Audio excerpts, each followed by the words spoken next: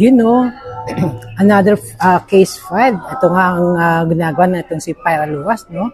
At ang dami niyang mga dokumentong pinipirma, no? At dahil nga po nag-file siya ng cases against this sa sinasabi niyang mga corrupt politicians ng Tarlac, no?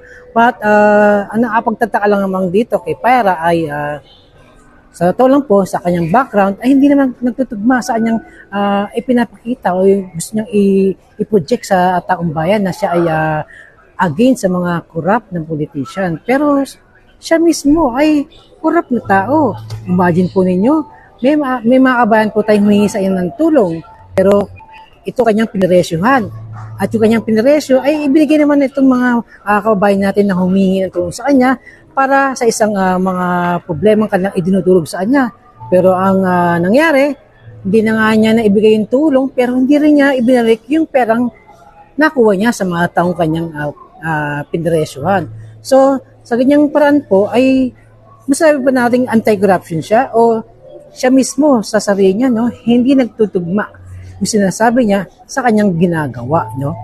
Dahil ang ginagawa niyang panghingi ng pera sa mga kababayan natin, imagine mo, hindi pa mga politician yung hiningin niya, na how much mo sa mga politician na hinihingan niya ng datong para siya ay manahimik o mabusa lang kanyang bibig, no?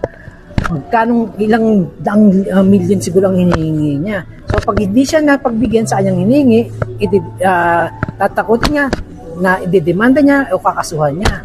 So, sa'yo Pyra Lucas, nakatulog ka pa ba? Gabi-gabi ng maayos niyan. So, ano kaya masasabi ng aking guest dito?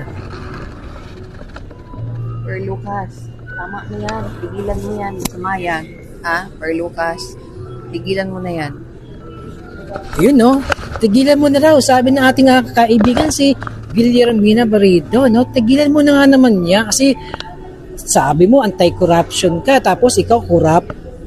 Hindi ba? Hindi naka-align, hindi nagre-reconcile yung isip mo sa gawa mo.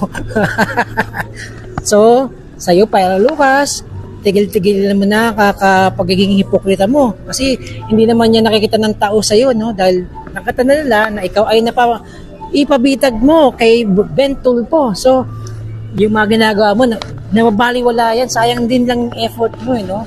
Kasi alam naman namin na kaya ka natanggal sa BACC ay dahil din sa pera, no? Dahil sa ginawa mong malasadong transaction sa iyong mga naging kliyente. So, ganun lang, no? Si Pyra Lucas, tigil-tigilan mo na nga yan, sabi ng ating kaibigan, babu!